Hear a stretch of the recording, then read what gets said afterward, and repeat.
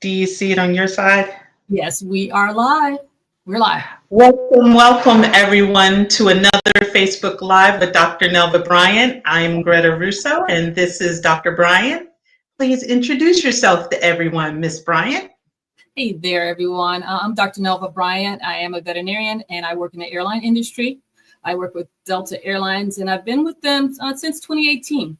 Brought on staff to help review and revise the policies for animal transportation, and it keeps me busy. Folks wonder, what do I do? What is my day like? It all can depend on the day and what's going on with the situation. But again, main things I do might seem boring to some, but staying abreast to the regulations for the transportation of animals is really a big deal here in the U.S. We have multiple federal agencies that actually have an input on the transportation of animals. So I'm there to make sure Delta is up to speed and we comply with these regulations. And then on top of that, we also develop our own policies to ensure the safety of animals during transportation. So that's what I've been doing for them for these past few years. I developed When Pets Fly to share, from that insight, from just being in that role, I started noticing there's some things that pet owners could do, or actually animal transporters can do to ensure that animals get to their destinations safely. So I developed When Pets Fly as a platform to share that information. Greta joined, and it was her suggestion to do the Facebook Lives. And we thought initially it was just going to be sharing information with pet owners and stay focused on pets. But we've expanded because we're realizing that animal transportation, as far as transporting animals in general, there's many stakeholders involved with this whole process. And there's a lot of things to consider. And everything ties into transportation in a sense. Today, we're going to be talking about another facet of it, of transportation, as far as emergency preparedness and what you need to do. How it's going to relate to transporting a pet, or it could be zoo animal, could be an exotic animal. So we'll be talking about that today. I'm sorry, I know I went long-winded. Greta, let me allow you to introduce yourself. You are my right hand. You've been with me for a good 4 years now, and we've been going strong, and I appreciate you. So introduce yourself, please. My name is Greta Russo. I work with Dr. Bryant in helping to get the message out there, all about animal transportation, above the wing and below the wing, and making sure all of the animals get to the destinations they need safely, and making sure that nothing happens to them, and also to you as if you're a pet parent going with the parent with your animal as well. So we've been having a lot of fun sharing news and updates. We were just talking about how Europe has, we mentioned this before actually on the show, Europe has a new documentation that you are required to have to enter 30 countries into Europe. So, if you are traveling internationally from the United States or anywhere else into Europe, make sure you find out what you need to have as far as documentation, because a few things have changed for yourself. And also you want to make sure that you have the proper documentation for your pets. We were just talking about that maybe an hour ago. And that means a health certificate that is completed by an accredited veterinarian.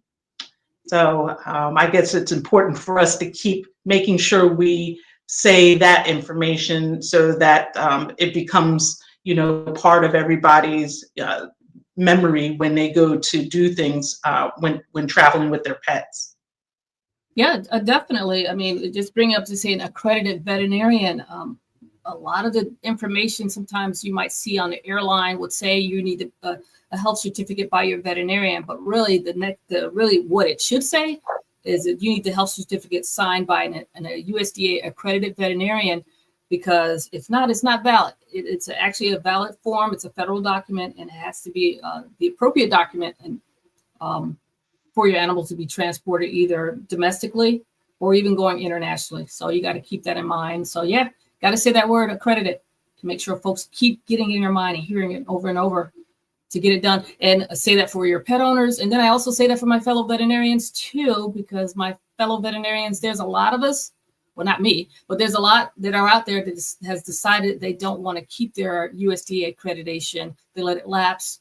When we all usually, I think, at least for me, when I graduated from veterinary school back moons ago, we all were USDA accredited upon graduation. We took the required courses and were accredited. But now your accreditation does expire, and you must continue and keep it up with continuing education courses and what have you. So it's important to keep that up for that status to assist in this process of multiple things as far as being an accredited veterinarian. But the main thing for us as far as small animal practice is completing the documentation, the health certificates or international health certificates for travel. Absolutely. And I think the one of the important first questions a pet parent should ask a veterinarian is, are you accredited? Because even though you have a steady family doctor or family veterinarian that sees your pets, if you're traveling, they may not be able to fill out the documentation that you need, and you'll have to look up where you can find an accredited veterinarian. Yeah, or if they fill it out, it won't be valid. And you have to realize it's not valid. And the airlines are becoming more aware of this requirement, because actually the documentation is not a requirement of the airline. It's actually a requirement. It's a USDA requirement that animals being transported by cargo must have this document. So it's not the airline. It's actually a federal requirement, and the airlines are regulated as far as animal transportation piece is regulated. So they must comply with that and ensure that the animals being transported has this document, and it's a valid document. Yeah, absolutely.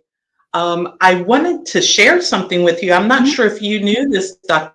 Bryant. You probably did. I always get excited when I learn something new. So cherry blossoms, which are usually the pink flowers on the trees that fall to the ground and stuff like this. This is their season, and they're one of my favorite trees and flowers, and they're beautiful to look at, and they blow everywhere, and it actually looks like a fairy tale because it's so magical when they are blooming and blowing. I just found out yesterday two things. Cherry blossom peak bloom season is March 28th through the 31st, in case there's anybody out there that likes that. However, the bad thing is cherry blossoms are highly toxic to dogs. You can't let them lick themselves after they've stepped in it. The flowers, they can't lick on the bark. They can't rub up against the bark and lick themselves. Everything with cherry blossoms is poisonous to dogs. And I was like, oh my God, clutch my pearls, because I didn't know that was one of the poisonous plants to dogs. So I wanted to just share that with pet parents.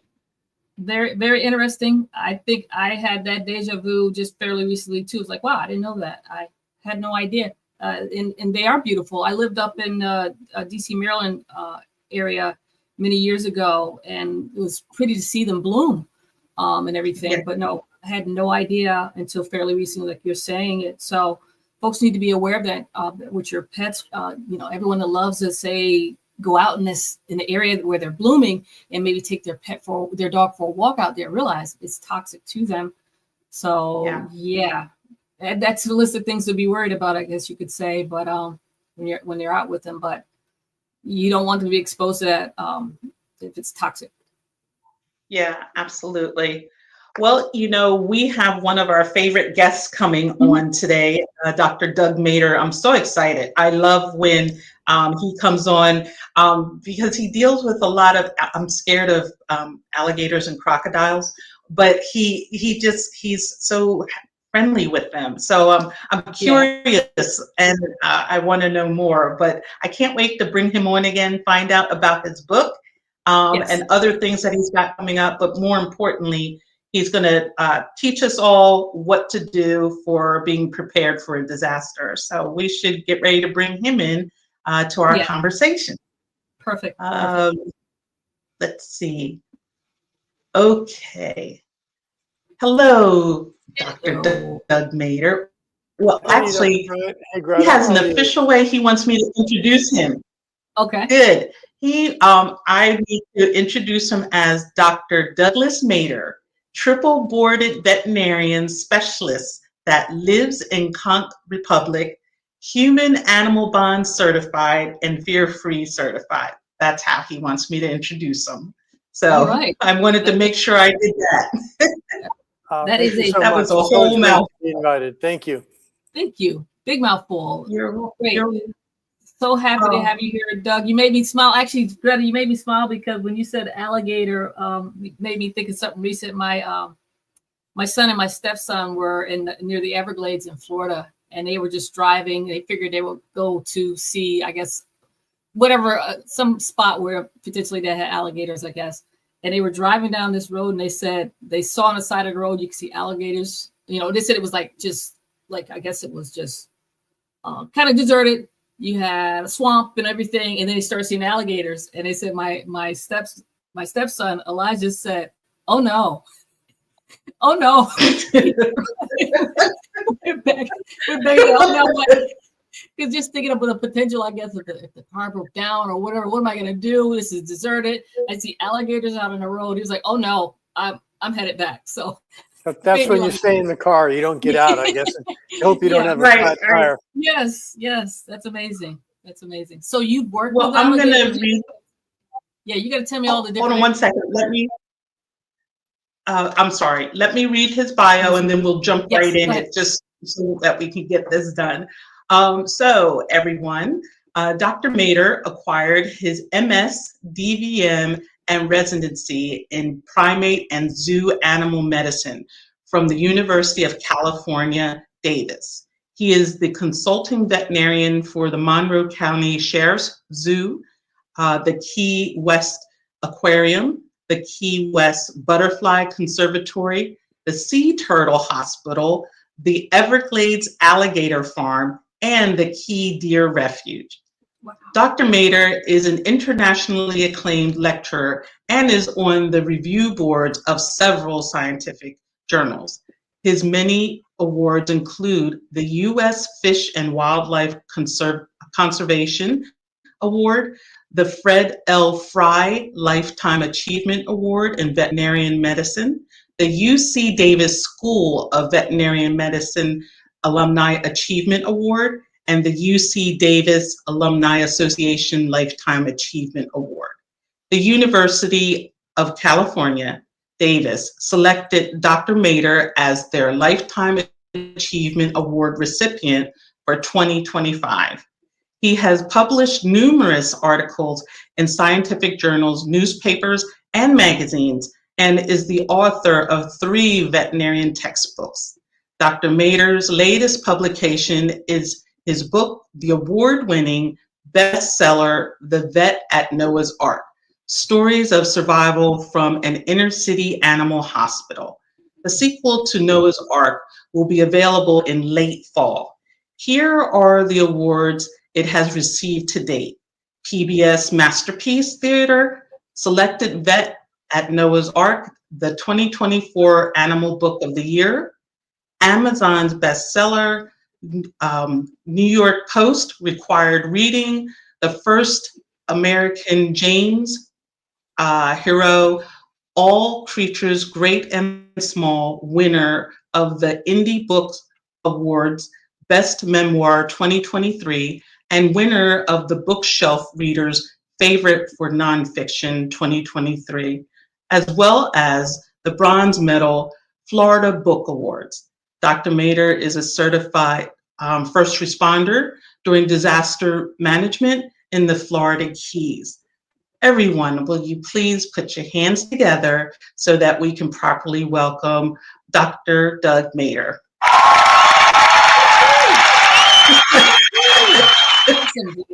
Thank you so much. I love our Really appreciate that.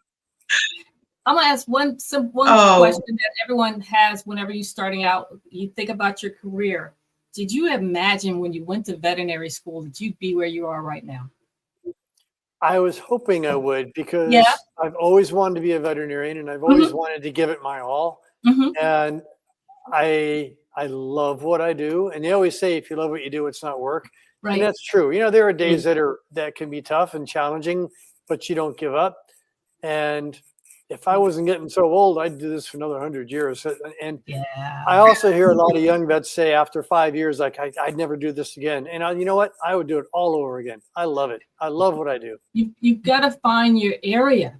You've got to find it. And sometimes straight clinical practice isn't for all veterinarians. You've got to find which area within the profession that really feeds you and stick with that. Right. And then the beauty of veterinary medicine is that there's a zillion different things you can do.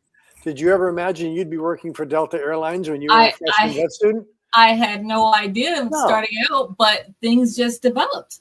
Yeah. You know, and I was open to opportunities. There's a lot of things that I love throughout the profession. Same as you connect so many different things together, and then boom, you find the position that brings it all together. So no, I never anticipated it, never thought it, but I had that drive to, experience different things and be open. So yeah. Well, I'm on I guess you could call it the fourth chapter of my career. I started out as an equine veterinarian, and that's all I ever wanted to do was be an equine surgeon. Then I got run over by a drunken driver, and that kind of put an end to that. And then I went into small animal. Then I went into exotics. Now I'm semi-retired, and I'm an author. So, and I still love it. I wouldn't do anything else. The stories that you have are probably amazing. You got some stories. Oh, thanks. Hey, why don't we jump into something? In the preamble, you were talking about a USDA accredited veterinarian. And I just want to add something extremely important that you didn't touch on. Okay. You're absolutely right. You can't just go to any veterinarian and have them write a health certificate. They have to be USDA accredited. But even more so, and this affects me because a lot of my client base are exotic animals. There are different accreditation levels. There's 1s and 2s. 1s can do dogs, cats, and rabbits. So if you've got a dog or a cat and rabbit, you can go to any accredited veterinarian, anyone, and they can write your a health certificate. If you have something like a bird, a pet rat, a snake, you have to go to a level 2 accredited veterinarian because a level 1 is not allowed to write you a health certificate. So if you go to a level 1,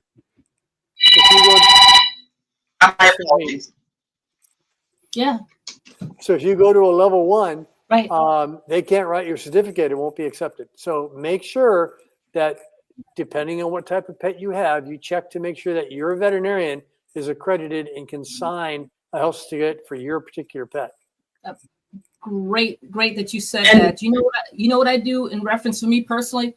I don't think there's a difference as far as every 2 to 3 years you have to update get your accreditation updated. The difference is between either 3 courses or 6. I do the 6 always. I get category 2. So you're right. There's category 1 and category 2. Why not just, especially if you're dealing with exotics, why don't you just do category 2? You have to take at least a few more training courses, but it benefits everyone. Hey, it's knowledge and always take advantage of that. So for the veterinarians that are listening, I definitely recommend category 2 because then you're covered on everything. Yep. Perfect. Thank you. That's great ad. Thank you. So let's talk about something sadly near and dear to my heart. I've lived where I live now for about 30 years, and prior to that, I lived in Southern California, in the LA area, and then prior to that, I lived in Northern California in the Sacramento Valley. And it seems like no matter where we live, our areas have an endemic disaster potential. Living in Northern California, floods and fires, living in Southern California, and everybody's very familiar with the horrible images that we just got through seeing of all the horrible wildfires in Southern California. I live in the Keys now, the Florida Keys, and we have hurricanes, but we also get flooding and we also get tornadoes. So I don't know if I'm proud of this or not, but I can tell you that I have literally experienced pretty much all of the natural disasters And I even lived in northern Michigan for a while where we had snowstorms and ice storms. So I think I've touched on most of them. Most of my experience, though, is with the hurricanes and the floods. But what I wanted to talk about is it's so important to be prepared, and with all the changes we've seen with climate change, especially, just take a look at the news any day. And every year it seems like Colorado Hurricane Center comes out with, okay, next year's predictions, it's going to be above average year. God, when you live here, the last thing you want to hear is it's going to be another above average year, right? But in the reality is, who cares if it's a low year or a high year? It only takes one hurricane, and man, that just kind of changes your whole life, turns it upside down. Think about the wildfires. Those come out of nowhere, right? You might have, if you're lucky, a half a day to evacuate. If you're very, very lucky, if you live in Lahaina, you have 10 minutes to evacuate. Okay. I think even people that live in tornado areas, I think some of the best technology now, and please correct me if I'm wrong, you might be lucky if you have 15 minutes to prepare. So what I'm going to share with you today about preparedness for disasters, I am going to emphasize, because this is a travel show, I'm going to emphasize the preparedness as it relates to pet travel for disasters. But being prepared can also directly relate to sheltering in place. So sometimes if it's a tornado, you don't have time to load everything up in a car and leave the county. You've got to shelter in place. There are people that live here in my own county where we have hurricanes coming. We generally know pretty accurately within 3 days if you're going to get hit by a hurricane. The science has gotten really good now. I mean, they can pin it down to about 100-mile radius, left or right, whether or not that hurricane is going to hit where you live. And so they usually give you pretty accurately 3 days. 3 days, if you're prepared, is plenty of time to safely evacuate you and all of your pets. But there are people who think, oh, it's not going to hit us. The hurricanes never, I've lived here my whole life. A hurricane's never been a problem. Next thing you know, you look up and it's turned from a category 2 to a category 5, which we have seen happen in the last 3 or 4 years multiple times. Literally within 24 to 36 hours, these hurricanes have intensified from a 1 or a 2 to a 5. And that's the difference between 90 miles an hour and 165 miles an hour. You can't live in that. That's going to kill everything in its path. And so these people think, oh my God, now they don't have time. I had 36 hours had I listened to them and they gave us the warning. Now it's gone from a 1 to a 5. I don't have 36 hours. And oh, by the way, where I live on an archipelago. It's 120 miles long and about a quarter-mile ride with one road. So you can imagine one trailer breaks down. One person gets a flat tire. If there's a fender bender, you can't get off the islands. You're stuck. Okay. And it's not the wind that's so bad where we are. It's the tidal surge. For instance, the most recent hurricane we had, Hurricane Irma, we had a 20-foot tidal surge. That means the water was above a second-story building. And where are you going to go? So where I'm going with this is, yes, with hurricanes, you might have a warning, and you really should listen, by the way, people. Okay. If they say evacuate, evacuate. Don't be stupid. Don't say, oh, I'll be fine. It won't bother me. If they say, if the experts say evacuate, evacuate. Worst case scenario, if the hurricane changes direction, great. You have a house to come home to, but you're alive. If it doesn't change direction, you may not have a house to come home to. And if you stay there, you may not be alive. But what I'm going at here is like the tornadoes. Sometimes if you decide you don't want to evacuate for a hurricane, and you decide to stay, there are oftentimes the counties will have something called shelters of last resort. And that is they open up some of these big buildings that are pretty sturdy and they say, doors open, good luck, say a prayer or whatever you believe in, and we'll hope that you're still here when we come back. They're called shelters of last resort. So in those situations, it's kind of like a tornado where you grab whatever things you have, you've got maybe 15 minutes to get there and ride out the storm. So with that warning, I do want to set the tone. This is a dark subject because, this, you can die. you can die. So it's really important to heed a lot of my suggestions, and I'm giving these suggestions from the perspective of two different hats. Okay, hat number one: I've lived in Hurricane Alley for 30 years, and since we've been here, we've had 3 major hurricanes. I've lost my house twice. So some people say, "Why do you still live there?" Well, because 99.9% of the time, it's a beautiful place to live. The other perspective is because I've lived here for so long, and I work for the Monroe County Sheriff's Office, I'm a certified first responder. So when there's a hurricane and they evacuate everybody, you know, when the storm clears, they don't let everybody back in right away. They let people back in stages, and the first responders are the first people to come back. We're the ones that make sure it's safe for others to come back. So I'm speaking today from, again, wearing 2 hats. One is being a resident of a hurricane-prone area, and 2, from the perspective of a certified first responder. So feel free to jump in anytime, Dr. Bryant or Greta, and just, you know, have me enlighten any particular topics that I'm talking about or questions that may come up. Well, I'm loving your perspective, because again, and we're mostly quiet. You're pulling us in because we want this information too. But I love your perspective that you're sharing it from. So yeah, I'm gonna go back to you with you, Delta Airlines or Greta. I'm sure you probably just fly Delta, but in case you fly something else, it doesn't matter what airline you fly. What's the first thing that happens when you get in? You finally sit down, you buckle up, they give you a safety demo, right? Yeah. And why do they do Yes. that? Because they want you to be prepared. What's one of the first things they tell you? If the oxygen mask falls out, put yours on first and then help those around you. Right. Common sense. How many people actually listen to that? Probably not very many. Right.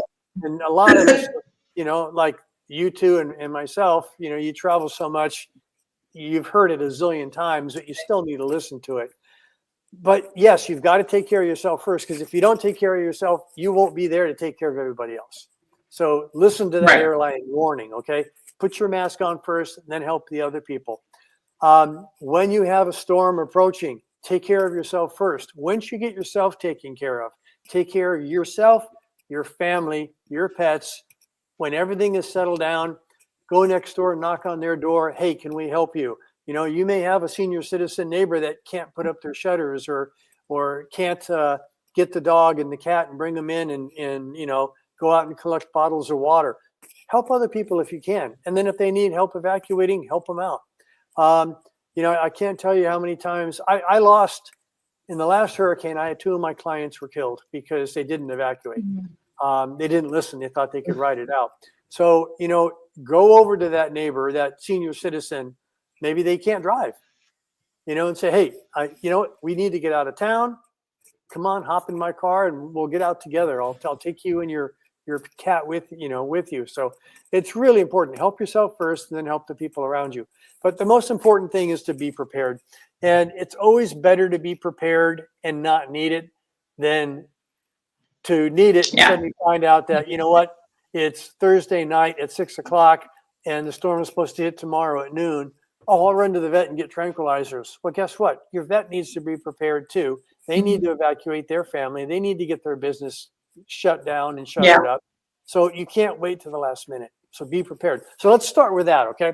So if you don't have any pets, let's just say you have a family, okay? Extremely important. Take care of yourself, take care of your family. Have a pet emergency kit. And again, this goes for sheltering in place if it's a tornado. You know, when you go downstairs and you hide underneath the stairs in the basement, or whether you're evacuating, you should need to have a personal emergency kit. You should also, if you have pets, dog, cat, bird, rabbit, snake, whatever it is, you should have an emergency kit prepared for whatever the species is. Well, you have something like a snake, it's a box. You put him in the basement in the box, you ride out the tornado. If you're evacuating in a car, you put him in a pillowcase, put it in a box, stick it in the back of your car, and you leave. Now, if it's a dog, a little dog, you put them in a carrier. If it's a big dog, they sit in the back of your car, maybe with hopefully a safety belt or some kind of a harness. But you have to be prepared for whatever particular type of pet you're evacuating with. They say, very similar to humans, that for every pet, you should have 1 gallon of water per pet per day. And at least down here in the hurricane-prone areas, they recommend 7 days. Now, for instance, after the last hurricane that we had, the really bad, it was a Category 5, we were without water for 3 months. So Wow. you can imagine 5 days didn't even cut it, but 5 days did get us through it until Salvation Army and Red Cross and other rescue organizations came down with supplies. But, you know, one gallon of water per pet per day for at least 5 days. And then food. Need to have enough food per pet per day. Again, at least 5 days. Some of the big things that you need to think about, just as you would with humans, is medications. If you've got an older dog, an older cat, it's in heart disease, totally controlled with heart medications. Well, again, where I live on an island chain. If one of the bridges gets taken out, our supply lines are gone. So they have to bring things in by boats, by helicopters, by planes. So again, you can't expect to run to your local veterinarian because you didn't plan ahead and you don't have enough pimabendin. Okay. Mm-hmm. Yeah. Well, they can't get food either. They can't get supplies either because their supplies are cut off as well. So I always tell people that live in disaster-prone areas, whether it's Southern California with wildfires or central, Midwest with tornadoes, floods, hurricanes, always have an extra prescription, 1 month prescription of the drug. Now there is a caveat in the prescription drug laws that says you are allowed to have a 1 month emergency prescription supply.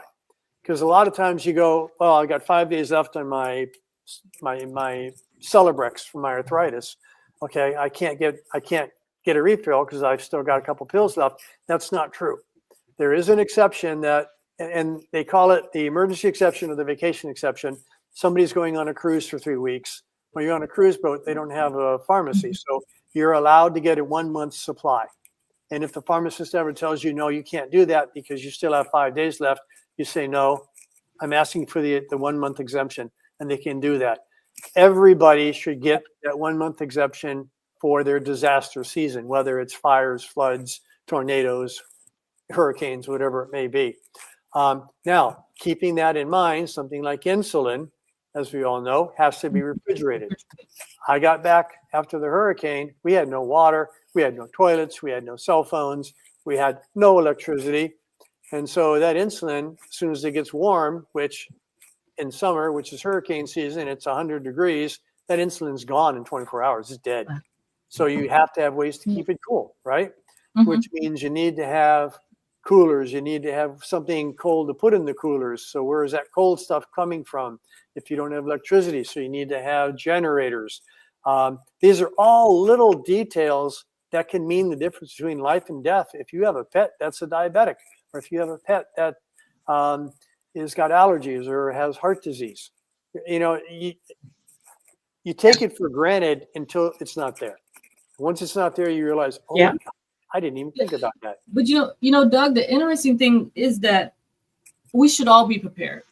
But it seems as though when I live in Atlanta, outside of Atlanta, we don't really get many disasters. So if something really happens, it's kind of devastating. Because I'll be honest, I'll just be honest. I'll put myself out there. No, I'm not really prepared. I mean, I have a crate for the dog. He's crate trained, know how to take care of him. I have to go places, but it doesn't require medication or anything like that. But do I have water available for him? No. I mean, I have some for me. I mean, I don't have everything prepared. And how do you get? Let me throw something back at you there, Dr. Bryant. So maybe in Atlanta, now you realize since you're saying that you don't have disasters, everybody in the country is going to move to Atlanta now, right? So maybe you don't have mass disasters like tornadoes or hurricanes, okay? I hope this never happens, but what if you get up in the morning, go to Delta, go to work, and you come home only to find out your apartment complex caught on fire and burned down? Okay. So what's your backup plan there? So you should have one. Yeah. Right? You should have some backup plan. We never want, people don't like to be negative. I get people complain all the time. Oh, you're always so negative. No, I'm practical. I'm trying to be practical. So and I think it's important to kind of come up with your disaster plan. That's why disaster plans are personal. You know, what I do for me, for my turtles and my snakes, my dogs, my cats, on an archipelago that's 120 miles long, that's going to be completely different than what you're going to do living in the city. But you still need to have something. Again, you know, heaven help you, your apartment burns down, your cat's on insulin, it's Friday night. Do you have access to an emergency clinic where you know you can go there and get help and get what you need? See, these are all little things that you should just think about and have it kind of figured out and written down somewhere. And then the other thing I recommend is, if you have a situation like this, you know, you've got lots of good friends. So you write down your disaster plan and you share it with Greta. Greta, you share your disaster plan with Dr. Bryant.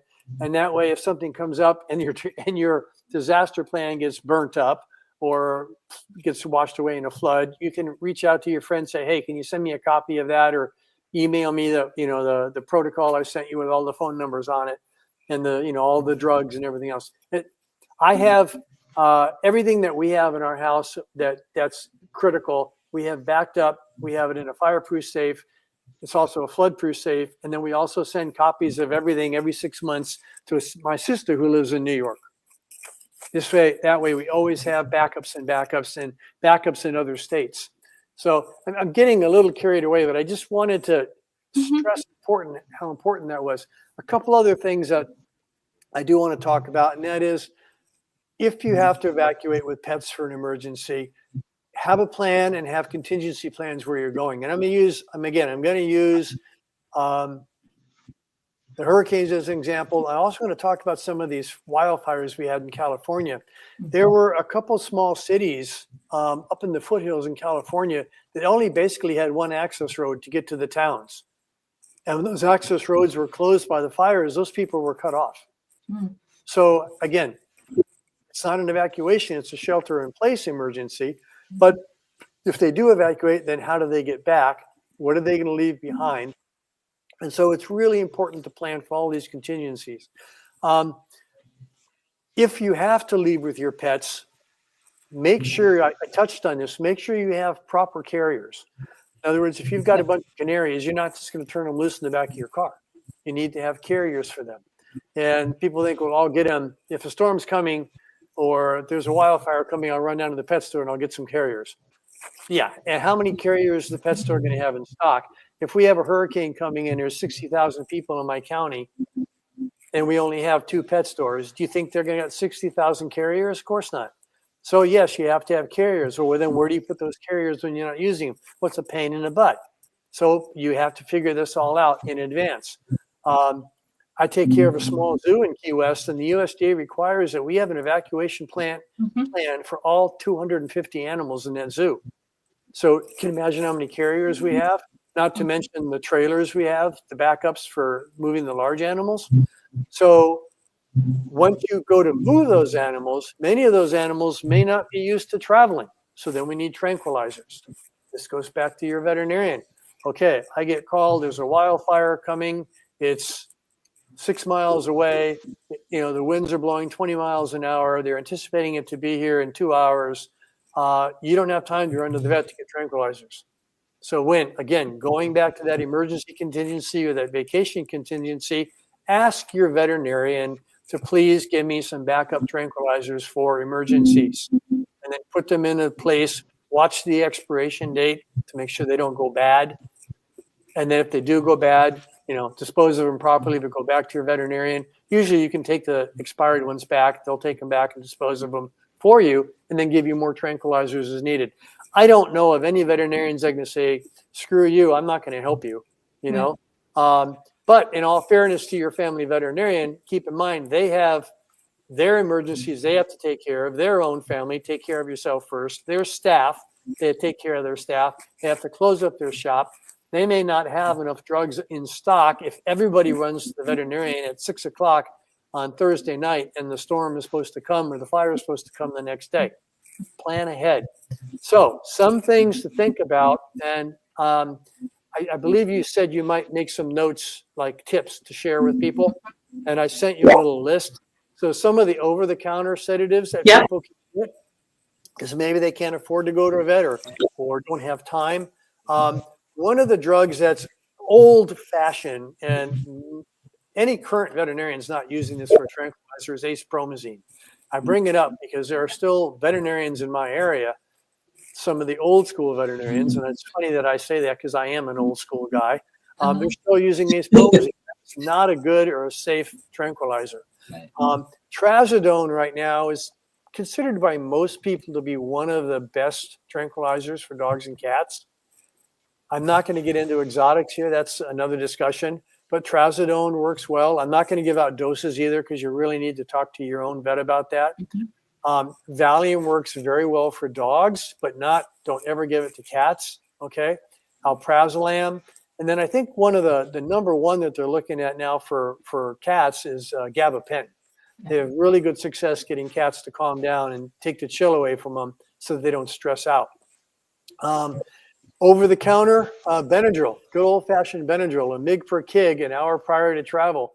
It really chills them out and takes the anxiety away from dogs and cats. Works great in dogs, milligram per pound. It's much higher dose than humans.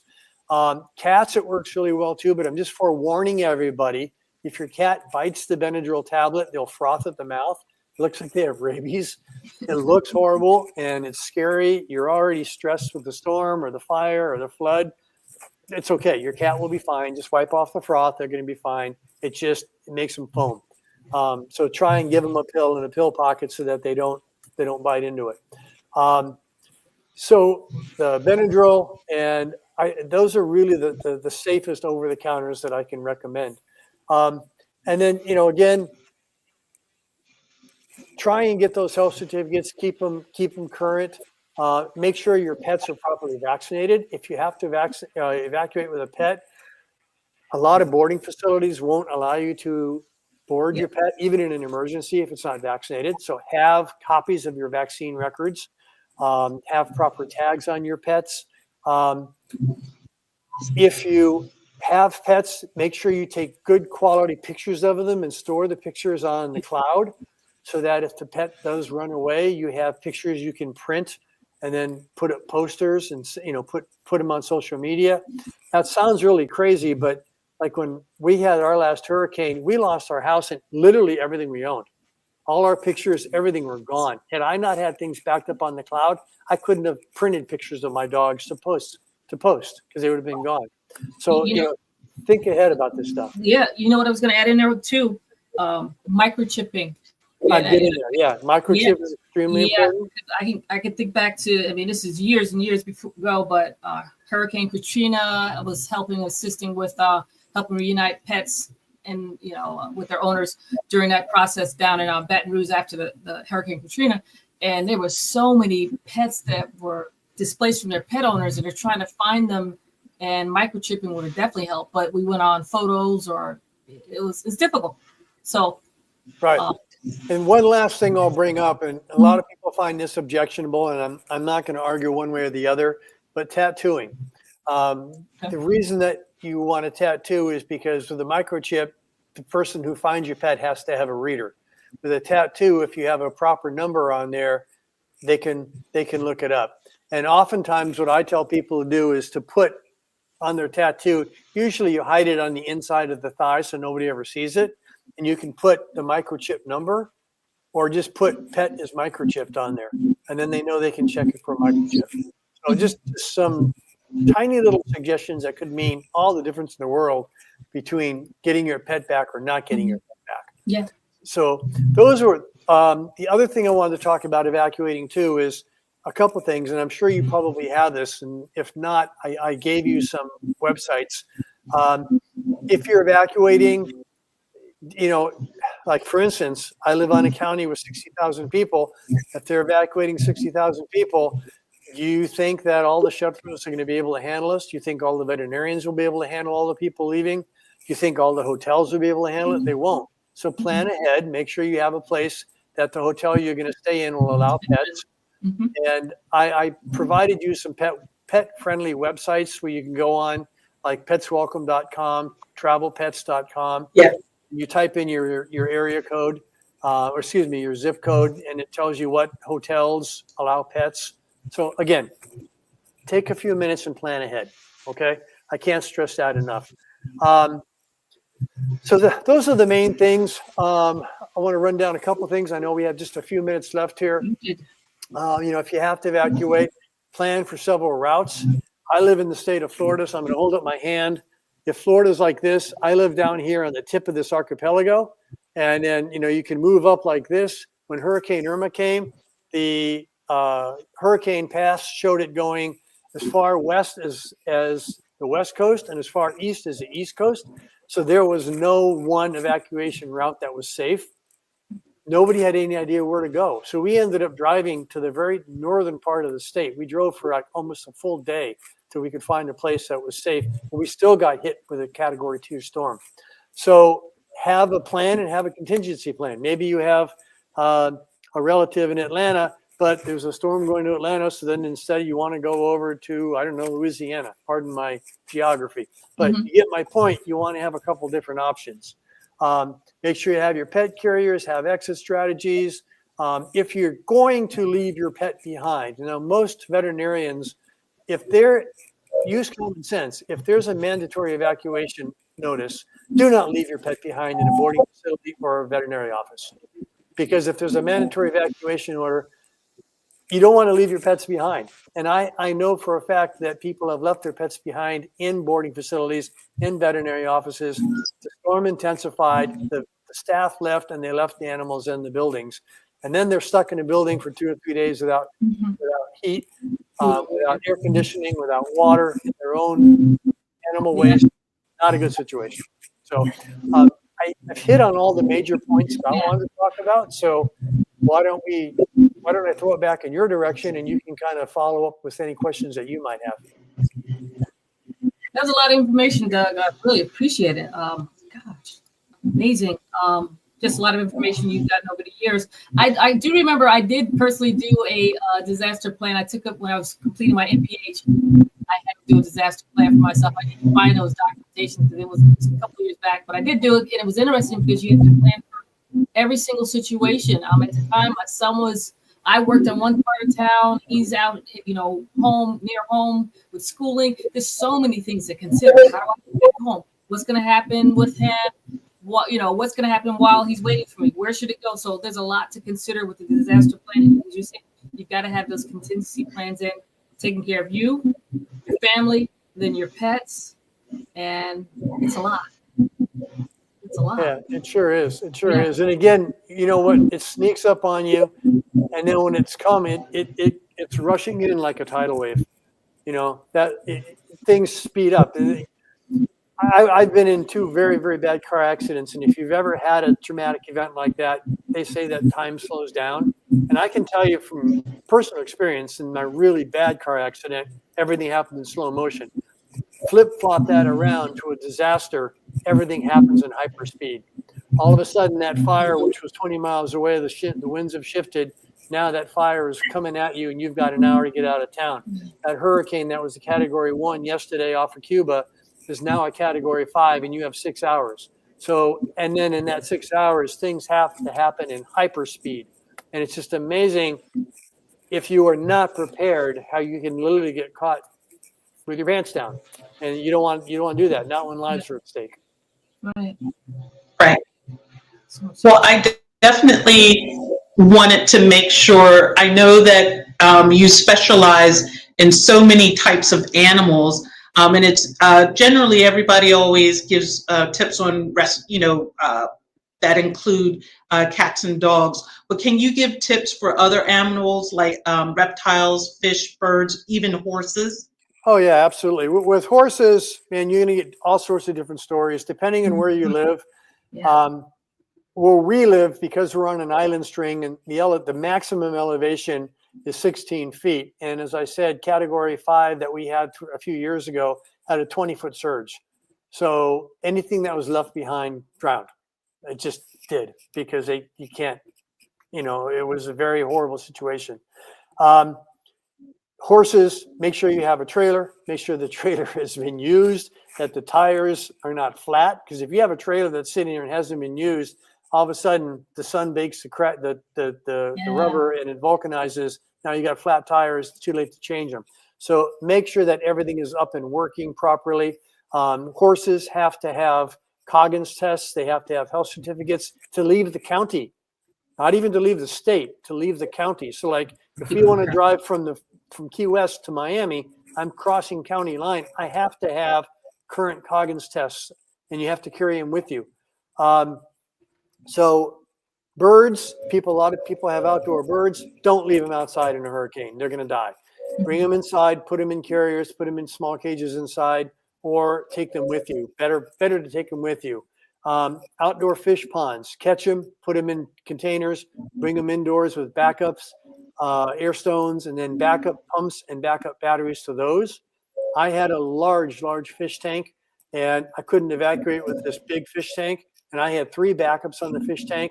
Every fish I had died. And that, to this day, that's something that haunts me the most, is that I let my fish down. I lost my entire tank. Several of those fish I'd had over 10 years. Reptiles, they're usually pretty easy unless there's something super large like a Komodo or something like that. But big, most reptiles you can put in a bag, you can put it in a carrier and just take it with you.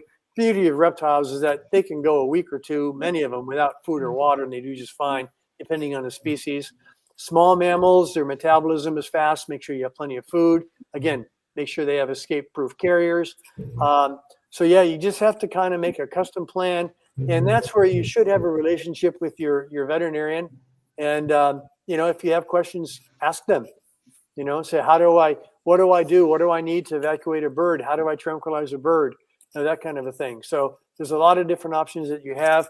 There's some tranquilizers you can get in pet stores, Bach flower remedy and rescue remedy. I'm sure you've heard of those. You put it in their water as a tincture, or you can spray it on their towels or in their cage. And then they're calming agents. They're natural herbs. And then there's a lot that's said about CBD products. I just want to say one thing, and there's not a lot of research on CBD. So be really, really careful about doses. So you'll never hear me talk about doses, because most of this stuff is just, well, the pet store says such and such. And, if your pet has certain health issues, that such and such a dose may not be safe. But Bach flower remedy, rescue remedy, those are available at almost every natural health food store for people. And you can use those on pets, and they do make pet specific ones too. So those work really well. Wow. Yeah. Well, I know I've heard people suggest before, not only create the plan, but practice with your animals and your family, so that, number one, the animals are used to the movement. Because if you never do it, and then all of a sudden emergency comes up and you're rushed and frantic, and you're throwing your dog or cat in a cage, or your bird, or putting a bag over your reptile's whole body, so that they don't get overly anxious. If you practice with them, they kind of get used to the movements. Do you recommend the same thing? I do. And, a lot of dogs and cats, many of them, because not everybody takes their dogs and cats to the veterinarian. And sadly, oftentimes that's the only time those animals ever go on a car ride. They get car sick. People forget about that. So you're frantic, you're stressed. You can't remember if you turned off the stove or whatever it is. You're in the car, you're evacuating, you didn't charge your phone, the dog's in the back seat. Half hour into evacuation, it's puking its guts out. Now what do? Oh my God, he's dying. Oh, the vets are all closed. So yeah, it's a good idea to practice it. Start out with short rides, getting them used to it, giving them lots of positive rewards, so that when the pets get in the car, to them it's fun. They think, oh, we're going on a trip, as opposed to, oh my God, we're going to lose everything we own. But hopefully that doesn't happen to anybody. But the reality is, you should be prepared. Right. Absolutely. Well, I know I do not want to get out of here before we touch on giving updates about your book, and letting everybody know more information. So please, let's catch up on your book, Vet at Noah's Ark: Stories of Survival from the Inner City Animal Hospital. Oh, thank you for asking. It's I've been very pleased and humbled how well it's done. It's really taken off. It's been a bestseller. It's won several nice awards. You mentioned them earlier, and thank you for doing that. The good news is, the exciting news is, everybody wanted me to write a sequel, so the sequel is done. We're in the final stages of editing, and the editing should be finished in the next probably month or so, and then it'll hit to the publishers, and I'm hoping to have it out by fall, so it'll be available for fall, holiday gifts. And I'm planning on doing an actual debut at the VMX meeting in Orlando next January if everything goes well. I haven't come up with a name yet, but the tentative working name is going to be Dinosaurs and Drive-Bys, and it's also takes place in Los Angeles, and it starts the same year as Jurassic Park the movie came out, and that's when everybody ran out and bought themselves a pet dinosaur. And it was right about the same time as the Teenage Mutant Ninja Turtles. So people were running out buying pet turtles. They were buying pet lizards. Everybody wanted a pet dinosaur. So hence the name Dinosaurs and Drive-Bys. But again, it also takes place in Los Angeles. A lot of the same characters that you met in the first book are coming back. There's a whole lot of new characters. And I'm pretty happy how it turned out. The editor and the publisher really like it. So I think you will too. So thank you for letting me bring that up. Awesome. Absolutely. And on the scrolling banner that everyone sees, it's just letting everyone know the different ways that you can purchase and read your books. So make sure you make note of that. But again, make sure if you have not gotten this phenomenal book, make sure that you pick up a copy, this first copy, Vet at Noah's Ark, Stories of Survival from the Inner City Animal Hospital, so that you will be prepared for the fall launching of the second book. Thank you. And please, when it does come out, please let us know so that we can help promote that for you and let everyone know. You bet. Yeah. Thank you. So we want to be your support as well. Thank you so much. So you have shared so much, Dr. Mader. Yeah. I just was sitting here writing down so many things, and there's a whole lot that we will share from you with everyone with different flyers and content that we'll put out. And of course, we hope people will come back and rewatch this episode because there's just lots of gems that you gave. Yeah. But Dr. Bryant, do you have any other questions for Dr. Mader? Dr. Doug Mader, I'm so happy you were here. Thank you for sharing all the information. It's so valuable. I definitely, for us folks who do not live in disaster-prone areas, we do need to get prepared, period. And I will make that an effort for myself too, because you just never know when something's going to happen. You just never know, and you need to be prepared. So thank you for that. I hope it never, ever happens, but the thing is, it's always best to be prepared. It's like that oxygen mask falling out from the ceiling on an airplane, Yes. You hope you never need it, but, look at the news in the last 6 weeks. I know. It does happen. So it's best to be prepared. Thank you. I'm just amazed to meet you, and I love what you've done with your career and just the various things you've done with it. It just shows, again, as veterinarians, we have to evolve and find your niche and find the things, and it might change, but it's all related in the profession, and it's amazing. And I love it that you're sharing your stories to inspire others and teach others too. So I love it. Thank you. Thank you so much. Yeah. Well, everyone, that has been another Facebook Live with Dr. Nelva Bryant and our special guest, Doug Mader, which we are happy that he returned to us again. So we hope that you have a great weekend, and please come back to us next Friday as we have another great Facebook Live with Dr. Nelva Bryant. Until then, have a great evening, have a great weekend, and stay blessed. Bye-bye.